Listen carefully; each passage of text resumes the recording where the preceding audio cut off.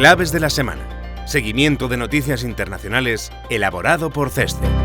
Saludos, estas son las noticias clave de la semana. Comenzamos hablándoles de la fiebre del oro. La cotización de este activo superó esta semana el umbral de los $3.000 por onza. En Argentina, Milei trata de acelerar el acuerdo con el Fondo Monetario Internacional. Les hablamos también de la reforma petrolera de la India. Ucrania ha aceptado la propuesta de Washington de un alto el fuego de 30 días en la guerra con Rusia.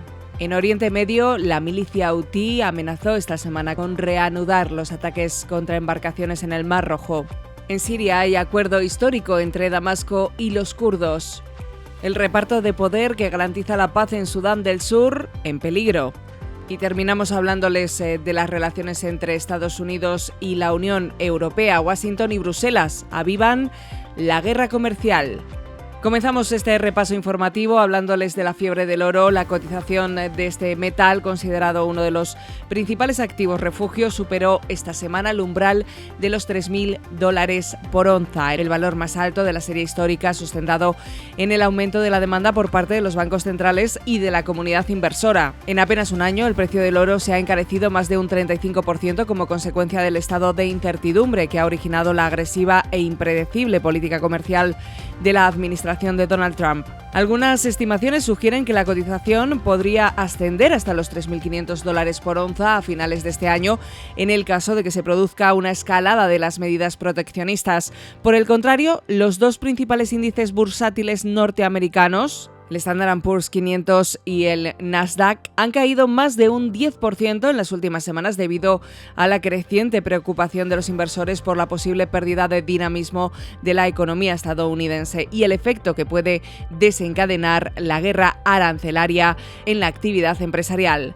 El aumento de la incertidumbre también ha afectado al mercado de las criptomonedas. En el caso del Bitcoin, la cotización a cierre de estas líneas se sitúa en torno a los $83.000, un 25% por debajo del máximo alcanzado hace unas semanas. Nos vamos hasta Argentina, donde Milei trata de acelerar el acuerdo con el Fondo Monetario Internacional. El presidente Javier Milei ha aprobado un decreto de necesidad y urgencia para poder cerrar un nuevo acuerdo con el Fondo Monetario Internacional. La medida busca refinanciar los $44.000 millones que Argentina adeuda al organismo, un préstamo tomado en 2018 durante el gobierno de Mauricio Macri. Parte de los nuevos fondos se destinarán a cancelar la deuda del Tesoro con el Banco Central, con el objetivo de sanear las cuentas públicas y reducir presiones sobre el mercado cambiario. El decreto establece un plazo de financiación de 10 años con un periodo de gracia de 4 años y medio, pero no detalla las cantidades ni las condiciones específicas. El Fondo Monetario Internacional, por su parte, aún no ha anunciado oficialmente el acuerdo, que sigue en proceso de negociación y cuyos detalles finales se desconocen. La decisión ha generado una fuerte polémica. El uso de un decreto de necesidad y urgencia implica que si una de las dos cámaras no lo rechaza, queda vigente. En el Congreso, el oficialismo confía en el apoyo de aliados, pero en el Senado enfrenta un panorama más difícil, con una oposición peronista más combativa que no ha tardado en reaccionar. Han presentado una denuncia por presunto abuso de autoridad, alegando que el DNU viola una ley de 2021 que exige la aprobación por vía legislativa por ambas cámaras para acuerdos con el FMI. Incluso aliados de Milei, como el expresidente Macri, han expresado reparos sobre el uso del decreto para este acuerdo. Mientras tanto, en la Casa Rosada argumentan que el país necesita acceder cuanto antes a nuevos fondos y no puede permitirse largas negociaciones políticas. Argentina enfrenta un exigente calendario de vencimientos de la deuda externa con pagos significativos entre 2025 y 2028. Con las elecciones legislativas de octubre en el horizonte, el gobierno de Milei no quiere arriesgarse a que la oposición bloquee un acuerdo clave con el Fondo Monetario Internacional, considerado vital para cumplir con los compromisos de deuda y consolidar la estabilidad económica. Y nos vamos hasta India porque el Parlamento de este país ha aprobado una reforma para impulsar la exploración y producción de petróleo y gas con el objetivo de fortalecer su seguridad energética. La ley que modifica la normativa de 1948 busca atraer inversiones y reducir la creciente dependencia del país de las importaciones que actualmente cubren casi el 90% de su consumo de crudo. A pesar de la presión internacional para reducir los combustibles fósiles, India defiende su derecho derecho a utilizar sus recursos para impulsar su desarrollo. Su consumo de crudo ha aumentado de 5 a 5,5 millones de barriles diarios en los últimos 3 años y medio y se prevé que supere los 6,5 millones en los próximos años. El ministro de Petróleo, Hardeep Singh Puri, calificó la reforma como un paso histórico hacia la autosuficiencia energética. La legislación establece un marco regulador más estable, amplía los periodos de concesión y elimina trabas burocráticas, además de fomentar tecnologías como la captura de carbono y el hidrógeno verde. La reforma también busca atraer inversión extranjera con reglas más claras y mecanismos ágiles para la resolución de disputas. El suministro energético se ha convertido en un reto estratégico para India en su proceso de industrialización. En su intento por consolidarse como un centro manufacturero con capacidad para competir con China, el país está impulsando tanto el desarrollo de sectores intensivos en carbono como la expansión de las energías renovables. Más asuntos, hablamos del conflicto en Ucrania tras la reunión que mantuvieron las delegaciones ucraniana y estadounidense la semana pasada en Jeddah. Ucrania ha aceptado la propuesta de Washington de un alto el fuego de 30 días en la guerra con Rusia. A cambio, Estados Unidos ha restablecido inmediatamente el suministro de armas, municiones y reanudaría el intercambio de inteligencia. Rusia, por su parte, continúa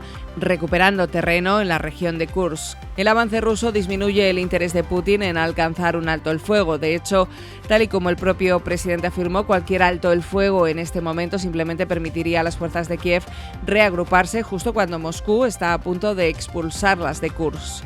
Además, Putin repitió que Rusia quiere concesiones en cuestiones a largo plazo antes de aceptar cualquier alto el fuego. Para Moscú aún hay varios temas que requieren un debate en mayor profundidad, como la suspensión de toda ayuda militar a Ucrania durante el alto el fuego, no solo las armas procedentes de Estados Unidos.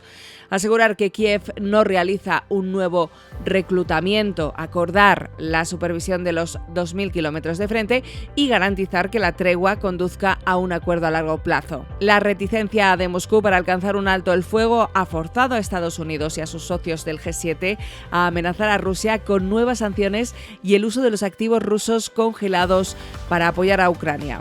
Bien por las amenazas occidentales o porque Putin no quiere hacer descarrilar el acercamiento entre Estados Unidos y Rusia, el presidente ruso ha accedido a mantener una conversación telefónica con su homólogo estadounidense el martes 18 de marzo, donde previsiblemente se discutirán todas estas cuestiones. Y en Oriente Medio nos fijamos en el ataque contra la milicia Hutí.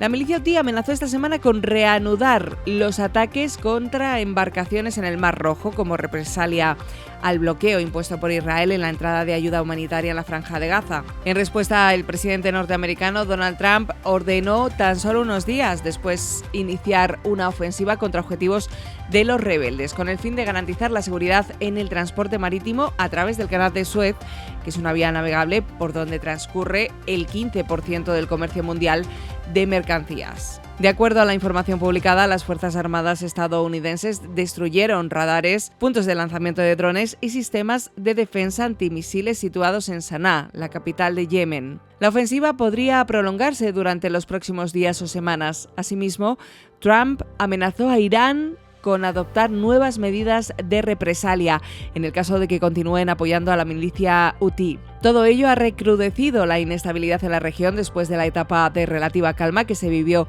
durante la primera fase del alto el fuego entre Israel y Hamás. Los resultados de la ofensiva norteamericana podrían ser limitados, teniendo en cuenta el sorprendente grado de resistencia que demostró la milicia yemení durante el conflicto contra la coalición liderada por Arabia Saudí. Nos fijamos también en lo que sucede en Siria y en ese acuerdo histórico entre Damasco y los kurdos. Tan solo unos días después del brutal asesinato de centenares de civiles alawitas en las regiones del oeste del país, el presidente Ahmed al-Shara firmó un acuerdo histórico con Mazlouf Abdi, el líder de las milicias kurdo-sirias, las denominadas Fuerzas Democráticas Sirias.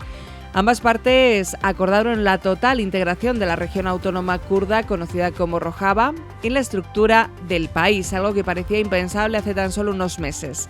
Cabe recordar, por ejemplo, que durante la guerra civil las milicias lideradas por al-Shara mantuvieron durísimos enfrentamientos armados con las fuerzas democráticas sirias. Entre otros, el pacto incluye un alto el fuego permanente, la disolución de las instituciones autónomas kurdas, la integración del sistema educativo, sanitario y legislativo la devolución a Damasco de los yacimientos de hidrocarburos en el este del país y el control de las zonas fronterizas. A cambio, los kurdos participarán activamente en el proceso de transición, serán reconocidos como parte integral del país y las fuerzas democráticas sirias se incorporarán en el ejército oficial, un considerable avance respecto a la política discriminatoria del régimen de Assad. La implementación del acuerdo se hará de forma gradual, dado que todavía quedan muchos puntos por concretar. Por otra parte, en el plano internacional, la renuncia a la autonomía se alinea con los intereses de Turquía, el principal valedor de Al-Sarraj. Todo ello aleja la posibilidad de que Ankara inicie, como se había barajado, una ofensiva a gran escala para desmantelar las estructuras militares de las fuerzas democráticas sirias. Analizamos ahora la situación en Sudán del Sur, porque en las últimas semanas el Estado soberano más joven del mundo vive una escalada de violencia entre fuerzas gubernamentales y grupos armados, lo que amenaza el acuerdo de reparto de poder firmado por el presidente Salva Kiir y el vicepresidente Riek Machar. Ante la situación, Naciones Unidas ha alertado de que los enfrentamientos amenazan años de esfuerzos por la democratización del país. Décadas de violencia derivada de divisiones políticas y étnicas culminaron en la independencia del territorio en 2011, que no tardó en sumirse de nuevo en una guerra civil. Este conflicto terminó en 2018 cuando los líderes de las dos facciones enfrentadas, Kiir y Machar, firmaron la paz. Ahora, guerrillas partidarias del segundo se enfrentan a las tropas gubernamentales que responden al primero. En paralelo, Kiir ha hecho múltiples cambios en el gabinete ministerial, aumentando la incertidumbre y alimentando los rumores sobre su precario estado de salud. Se especula que estaría preparando a Benjamin Bolmel, sancionado por Estados Unidos por abusos contra los derechos humanos, para que lo suceda al frente del país. A todo ello se suma que en la última semana Uganda desplegó tropas especiales en Yuba para proteger la presidencia de su aliado Kiir, una decisión que se materializó antes de conseguir el permiso parlamentario, acarreando confusión y declaraciones gubernamentales contradictorias. La situación, cada vez más frágil, hace temer el estallido de un conflicto similar al que vive su vecina Sudán y genera preocupaciones sobre la estabilidad regional. Y terminamos hablando de Washington y de Bruselas y de cómo se aviva esa guerra comercial entre Estados Unidos y la Unión Europea. Trump amenazó la pasada semana con la imposición de aranceles del 200% a las importaciones de vino y champán europeo como consecuencia de las medidas de retorsión que la Unión Europea había adoptado contra los productos estadounidenses. Las tasas europeas, que está previsto que entren en vigor en dos fases, el 1 de abril y a mediados de mes, ascienden a un total de 26.000 millones de euros y afectan a productos estadounidenses tan emblemáticos como el Bourbon de Kentucky o los Vaqueros Levi's. Conviene señalar que Bruselas acordó imponer estos aranceles en respuesta al gravamen del 25% sobre las importaciones de aluminio y acero que entró en vigor el pasado 12 de marzo. De cumplir su amenaza, los aranceles supondrían una dramática escalada en la guerra comercial entre Estados Unidos y la Unión Europea, con consecuencias nefastas para la economía global. De hecho, el último informe de la OCDE ya recoge el impacto de las barreras comerciales sobre la economía estadounidense. Predice una desaceleración del crecimiento desde el 2,8% registrado el año pasado al 2,2% este año y al 1,6% en 2026. Además, el aumento de las barreras comerciales contribuirá a la persistencia de la inflación, lo que llevará a la Reserva Federal a mantener los tipos de interés sin cambios hasta mediados de 2026, señala. Esta previsión, en cambio, contrasta con los últimos datos de inflación en Estados Unidos, que en febrero cayó hasta el 2,8%, más de lo previsto, lo que refuerza la idea de que la Reserva Federal recorte este año los tipos de interés. Y hasta aquí nuestro repaso de noticias internacionales. Recuerda que puedes consultar más desde el apartado de comunicación Claves de la Semana en nuestra web ceste.com. Hasta la semana que viene.